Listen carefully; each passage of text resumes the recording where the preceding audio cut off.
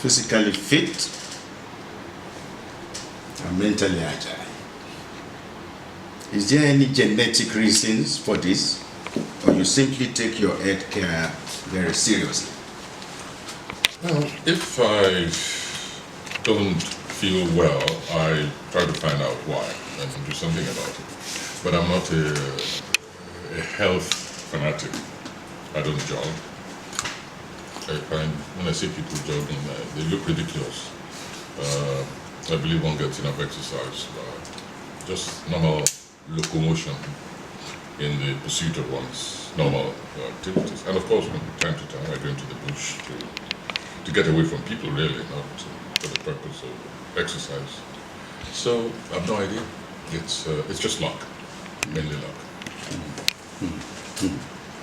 But when elders get as old as you are, the tendency is to move closer to God, either because they are afraid of death or they just want to make heaven.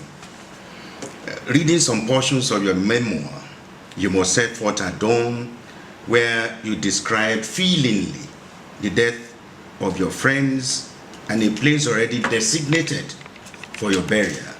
I thought I should ask you for your reflections on death. What does death mean to you, and why are you not afraid of it at all? Well, I don't know that I've ever been... let's put it this way.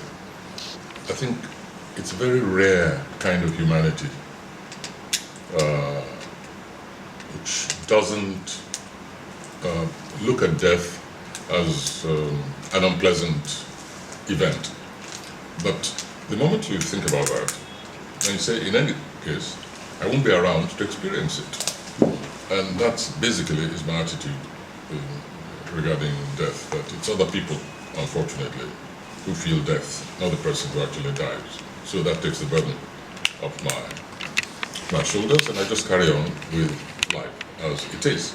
And in any case, when one has lost so many friends, so many dear colleagues and acquaintances, even younger than you, what business do you have thinking you're exempt? So it's a question of it'll happen, and therefore I take it practically, and I've designated where I would like to be buried. So I have a follow-up to that, sir. Do you believe in life after life? No, I do not. It all ends, when you enter that hole. That's it. So what do you think of people who think that they need to do certain things to make heaven?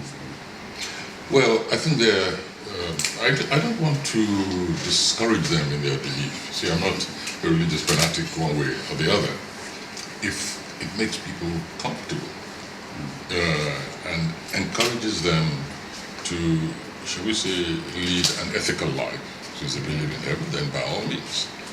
But that kind of religion in which the followers are made to believe that by destroying those who do not believe in their path towards what they call heaven or paradise, that they've got to be killed, and that earns them credit in quote-unquote paradise. I think they are verminous. They're verminous individuals, and they don't belong to the human community. In other words, let each individual stay attached to his or her set of beliefs, but not at the expense of bringing others faster to their sense of paradise or hell, simply because they're not following your own path. This is what is dangerous about religion. This is where I really get my hackles up about religion. Religion is a very private matter. Spirituality is a very private matter. Two different things, by the way. And if people believe that it's important for them to believe in an afterlife to carry out their humanistic mission in life, then by all means, I have nothing against religion. But those who think it's an insurance to do good in order to attain paradise, I think they are delusional, self-delusionists. let's get this right. Are you a traditional religionist or an atheist? I believe that all religions are equal. All religions are equal, as long as they serve humanity. If they don't, then they're not truly religious. Because spirituality is an inner thing which becomes organized into what we call religion, whether Christianity, Zoroastrianism, Orisha worship, or anything at all. And ultimately, spiritual is what? Religion is something which is internalized and should become personal. Now, because of that, I find Orisha, their religion, filled with metaphors. As a writer, as a mythopoet, I find religions like Hinduism, for instance, Orisha worship, as I said, they're so full of metaphors, so rich. Another reason why I prefer Orisha worship to others is that Orisha religion gives you, I'm a Democrat, I'm a passionate, I believe very much in democracy. Simply because it's the most rational means of governance. It's the best way of living harmoniously together across differences. Each individual is treated within the democracy. Ideally, it is not sham democracy, but each individual is regarded as more than a mere statistic, over which a few individuals who consider themselves chosen, Lord, they lord it, the Lord exists, they dictate what you should do, what you should believe, what you should wear. Orisha allows you to find your own path to the supreme deity, if you believe in the supreme deity. Within the same family, you can have the father following Shango worship, the mother a different way. The child is born and the Babalawo says, oh, this is a child of Orisha.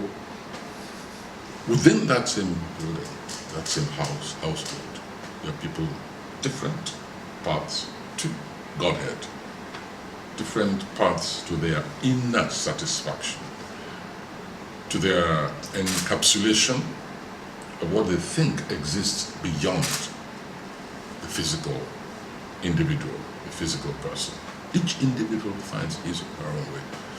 Along the way, something might happen to that individual in real life, and goes to the Lawo, says, maybe there was a mistake, try this other path. And that's it. There's no quarrel, The wife doesn't say, I won't cook for you because you are following a shopana or and I'm following the issue or whatever. No, nothing. It's total harmony. And believe me, that is what existence should be primarily about. The harmonization of differences. Would you say that your childhood spent in a very exciting, if not tempestuous, environment of political activism in a home of a headmaster, that's your father, and a trader, your mother, who treated their fellow human beings well and lived an incredible life of service to their community, helped to mold you as an anti-establishment humanist who lives by egalitarian ethos? Well, that word anti-establishment, it's rather strong. What does it set out? One doesn't set out to be anti-establishment. It is true that there are different degrees of individualist consciousness and individualist assertion.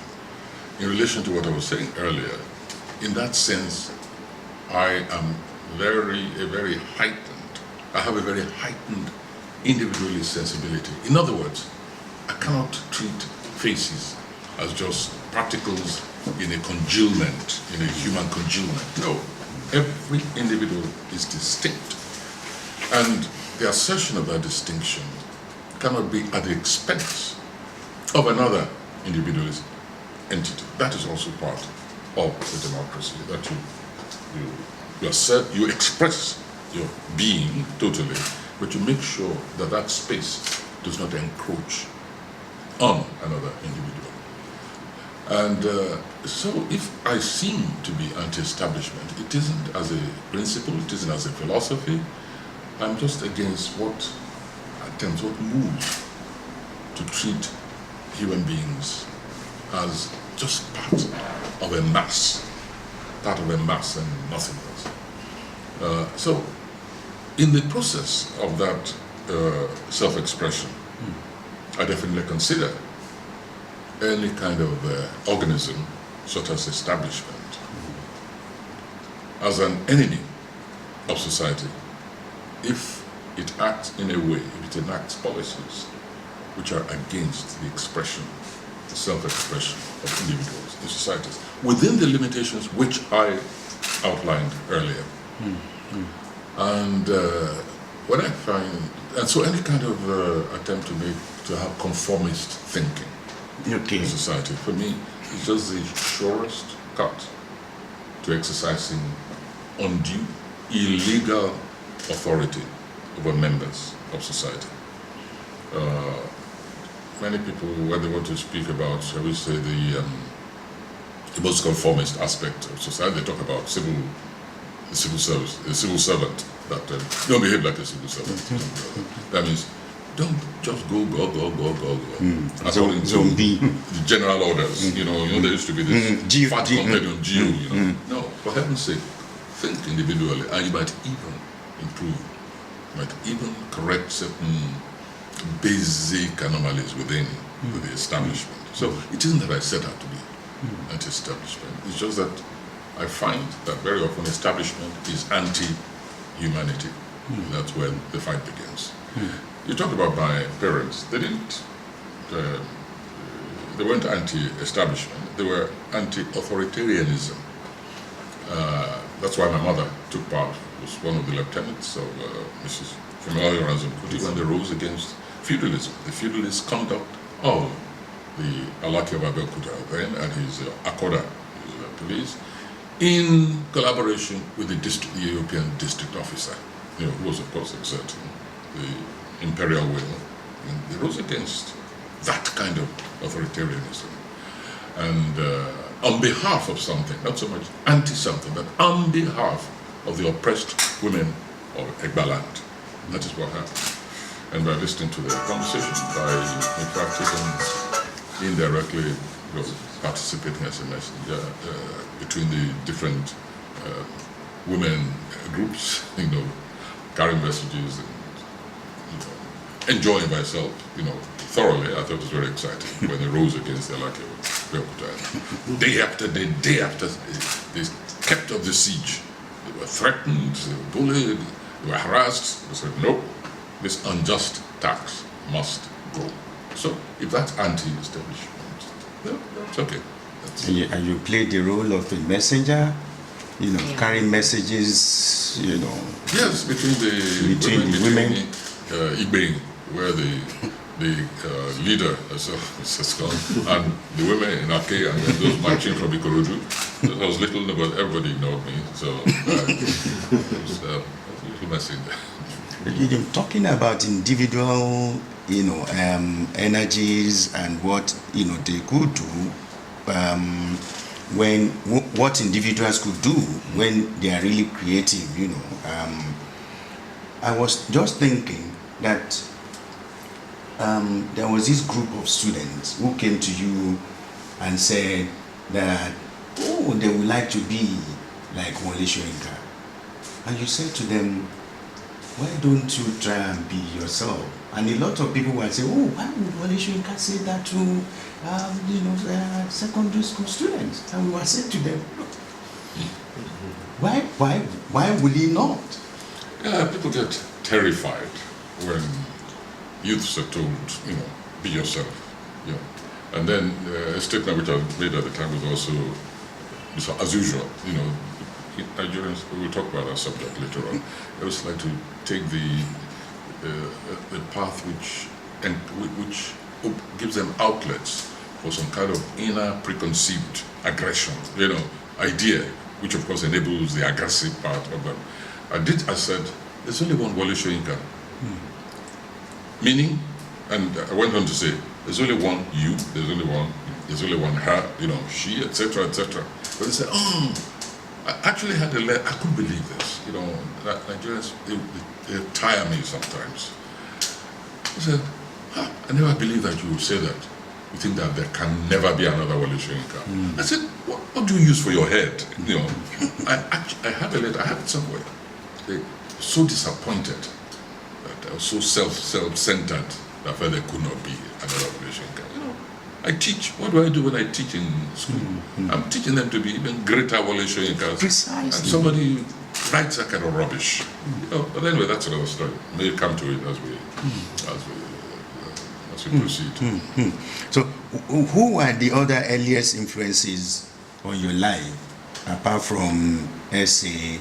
and the white Christians? There were my other relations, like my granduncle, Reverend Ake Abeokuta. Then there were teachers,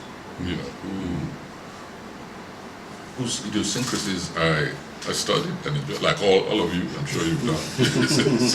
Didn't make names, but like one scout master, for instance, whose name eludes me now. I liked his precision. I liked his sense of order, so that, in fact, for me, it is this tension which generates that eventual equilibrium which we all strive to obtain in our lives. Orderly, disciplined, and absorb that sense of order, sense of discipline. But then the sense of order and discipline often makes demands on one's individualism. And it's the arbitration, your personal arbitration between those two polarities that create the individual personality. So people look at artists and say, oh yes, individualist characters, bohemians, they don't comb their hair, they don't change their shoes, etc. They just live wildly, etc., etc. No, that individualism also operates against the template of an inner discipline. So that's why it's important to mention that Scoutmaster, who was an influence in my life, that sense of discipline which I have, both from my father, who was a great disciplinarian, and from some of his colleagues like that. Sir, what were those things in your background that showed that you would go the literary way? What were those other things in your background that made you go the literary way? Oh, I was just from reading. I was a voracious reader as a child. Okay. I was fascinated by books, by print, by the printed word. I remember in those early days, the very early newspapers, like Ake Abeokuta, then there was an Egba journal, which I can't remember now. Whether it's Yoruba or English, I read everything. And the books in my father's library, I consumed very early. And so from that, I think at one stage or the other, one never knows, began to say, no, this character shouldn't have gone that way. No, why didn't that character go this way? That's why he ended up in disaster. And so I think the habit began of my never really reading what was down, but recomposing as I went along. And from the theme itself went expressions, this expressions. I would have used this one. I think that it's that process that leads to I'm just fascinated by the written word. I think that's where it all started. What were some of those books you read? Oh, I remember Charles Dickens very clearly. There was a Greek play which made an impression on me, with the language, Medea. Euripides, I've never forgotten that novella because the language was so terse, so muscular, the passion of this woman who was betrayed, Medea, by Jason, and her terrible revenge, which is horrendous. And I say, how could a woman feel so bitter as to destroy her children in order to destroy the man? See, these complexities of human relationship, which I saw in books and which, in some instances, I also saw reflected around me. That after all, these books were real.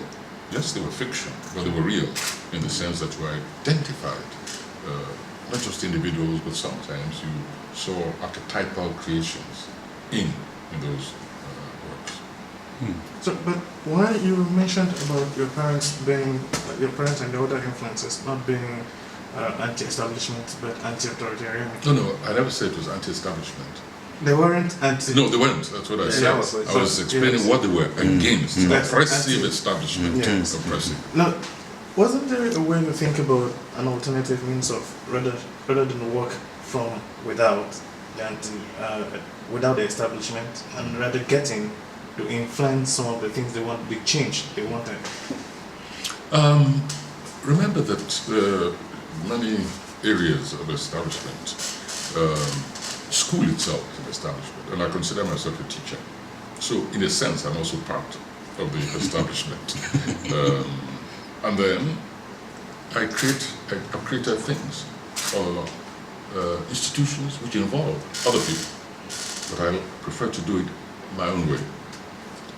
Take an example, the road safety corps, right? Yeah.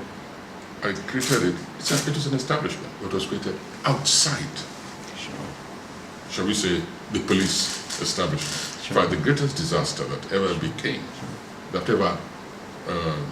came to the road safety corps was when it was merged with the police. I wanted an establishment which was partly, in fact, mostly civilian. Remember, the road safety corps was based on special marshals, volunteer special marshals. This included judges, journalists that had their own chapter, trade unionists had their own chapter. It's just a small fraction that constituted the uniformed part. It was voluntary, they used to go on the roads and so on. So, for me, this was an improvement on at least the traffic duties of the police. So, even though there was a collaboration, even though it was part of the overall establishment, you could say that this was anti-establishment. This was making the citizens police themselves rather than be at the behest of what you carry. But of course, some people came in and merged them with the police, ruined them.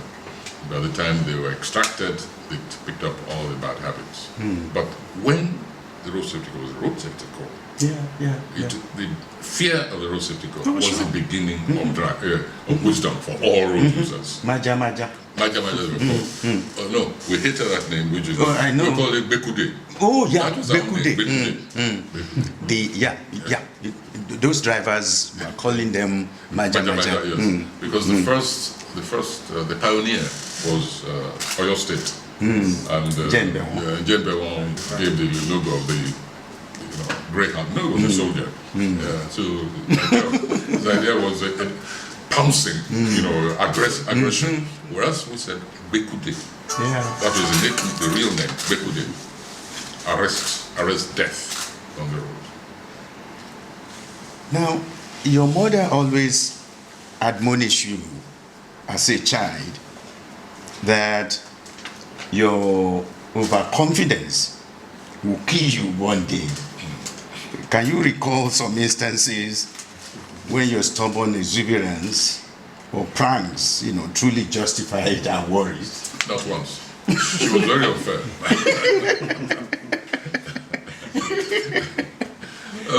In those areas, I always felt that my ideas,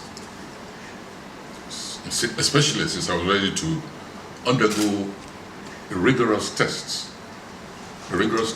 of such ideas, even when very risky to my health, my survival. Ideas which come from inside justify trying them out. When a child tries out something which people believe should be that even adults should undertake with great caution. Then they feel that child is overconfident and is going to destroy himself or herself. So it was an even thing throughout many instances. I'll tell you some of them. But I think it stemmed from the fact that, if I think about it, if I'm capable of thinking about this, that is possible, then I should be ready to test it. That included even the sciences, which I hated eventually, but the practical side of sciences, I love being in the laboratories. And at home, I used to perform experiments. So things like that, some of it blew up in my face. And so activities like that, like my mother's shop, for instance. I would come and I would say, yes, I hated selling and buying, but I would say, okay, take a walk. I will rearrange the shop. Or I wouldn't even tell her. By the time she comes back, I'll totally rearrange the shop. Because I feel that's the best to look at. Looked at customers, I've studied them. I said, no, this will attract them, but so she'll give up and let me have my way. After I've gone back to school, the children What about the gun accident? The gun accident? Oh, yes. Well, again, that's curiosity. I used to go with my father when he hunted. It was an air gun, by the way. Good for squirrels, oderekoko, the brown pigeon, the wild pigeon, and the occasional rabbit, I think he got. And I was curious about the functioning, this take a shot. So I sat in the front room one day, waiting for him to come out of his bedroom so I could accompany him. And just looking at that, it's something in that area which you used to pull,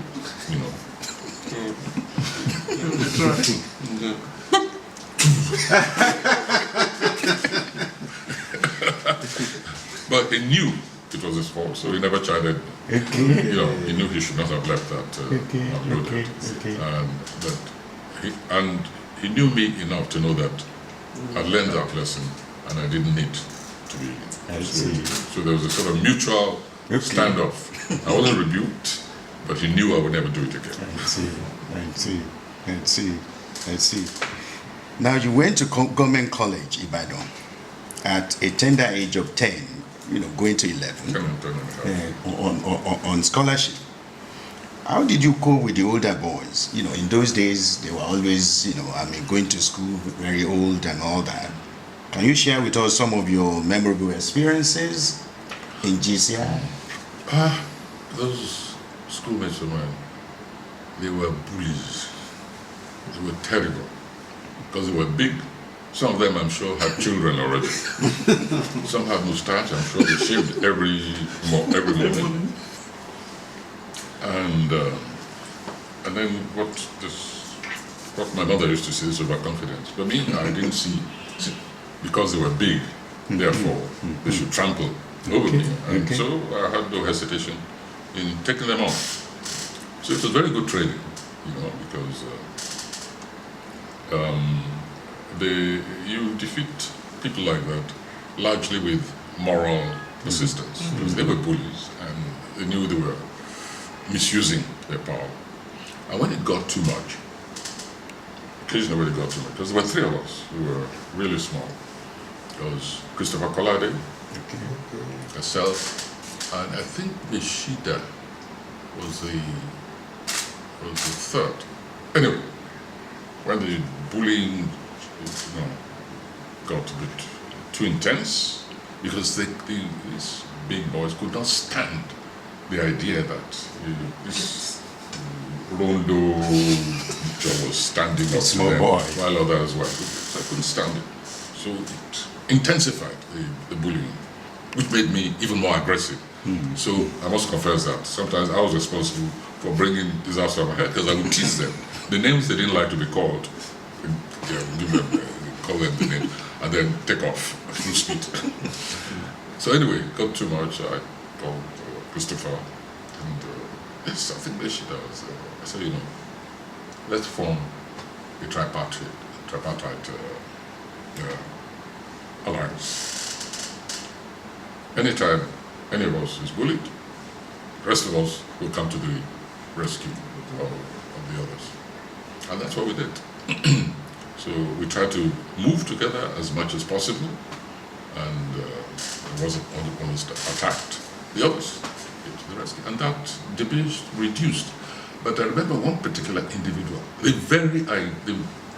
notion that now these three are ganging up against us, he couldn't stand it. So while the others backed off, this individual, I remember him very well. He it just became more and more aggressive, more and more aggressive. And it somehow